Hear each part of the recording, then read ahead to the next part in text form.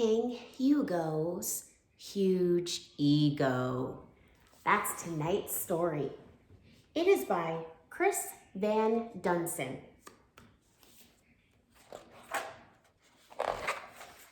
Long ago, when people spoke with words like thou and thee, there lived a king named Hugo, who was only 3'3". And though this mini monarch stood no higher than an elf, his ego was enormous. He thought highly of himself.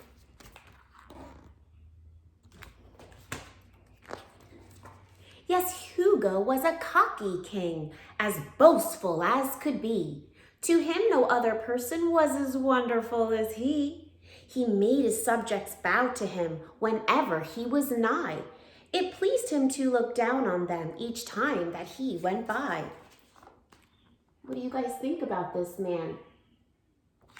Doesn't sound too nice. And every Friday morning at precisely 10:30, his guards called all the people to the tower base, and then King Hugo cleared his throat and gave his captive congregation a lengthy talk he liked to call the speech of adoration. For hours, the poor villagers endured the boring buzz of how mighty and magnificent King Hugo thought he was. One day, King Hugo climbed aboard his coach of gleaming gold to watch the peasants bow to him as down the road he rolled. But when he turned a corner by a field of amber hay, a maiden with a heavy load was blocking up the way.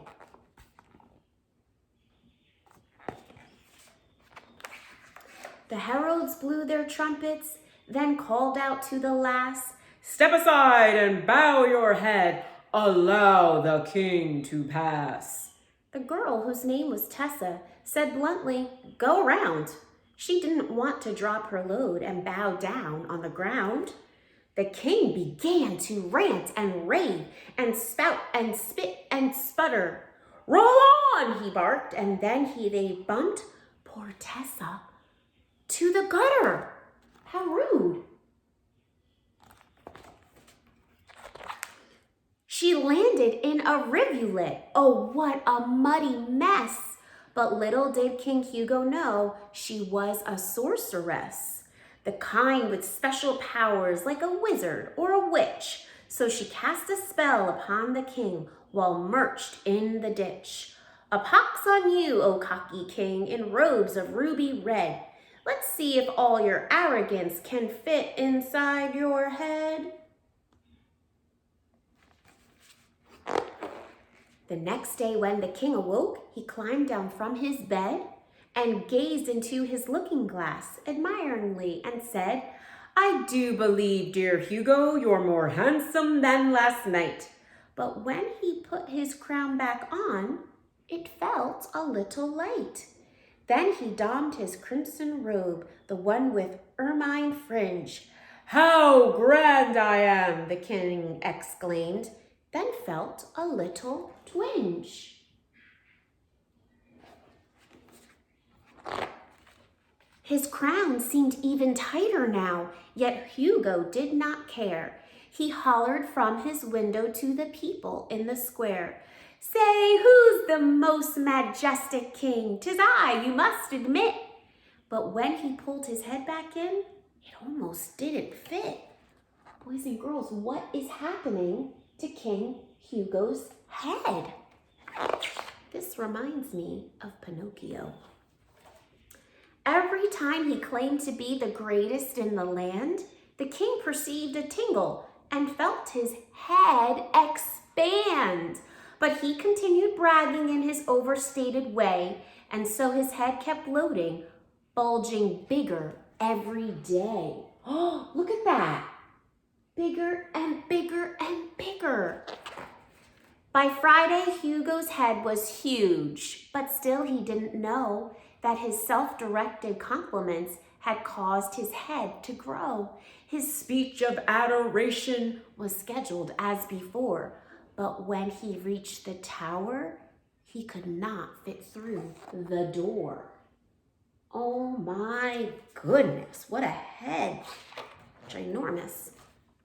He marched across the courtyard to climb the open stair, then called the people to the wall and gave his speech from there. Behold, my lowly subjects, and do not doubt thine eyes, for yea, my noble noggin has increased in tenfold size. I know not how this happened, but now there's even more of your absolutely fabulous King Hugo to adore.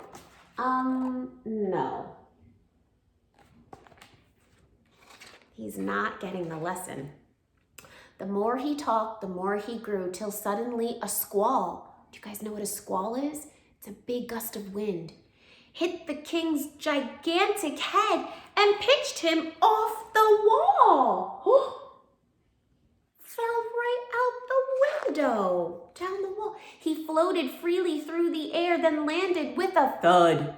He bobbed and dipped and flipped and skipped and toppled through the mud.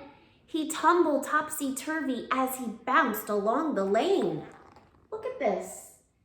Looks like a gigantic beach ball. And ended up by Tessa, who was busy stacking grain. King Hugo's huge head was spinning. He felt dizzy, dazed, and beat. But when he noticed Tessa, he yelled, "Get me to my feet!"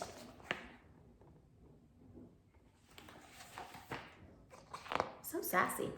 Tessa wandered over. "Unbelievable," she sighed. "Did you ever stop and wonder why your head is 10 feet wide? It's your ego. It's annoying, so I cast a little spell. And every pompous thing you've said has caused your head to swell." "That's ludicrous, ridiculous, preposterous, insane. I'm humbler than anyone," the king snapped in disdain. "I'll prove it to you," she replied. "You've been this way for years." "Just listen," ordered Tessa. Then she grabbed and tweaked his ears.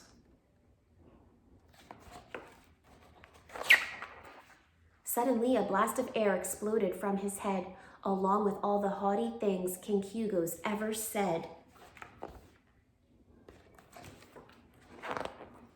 King Hugo's head deflated like a giant pink balloon, and when he heard what he had said, he felt like a buffoon.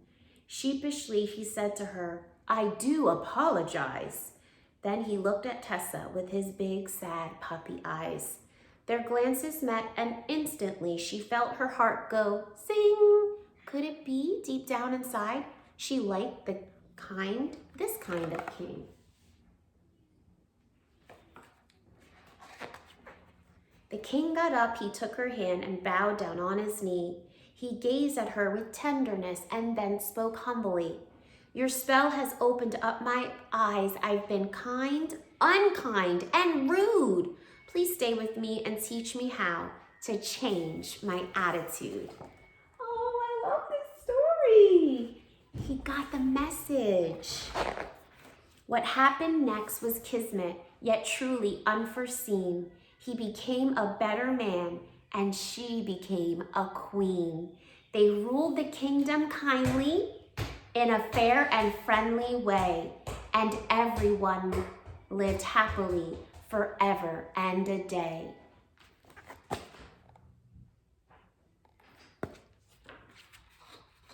The end.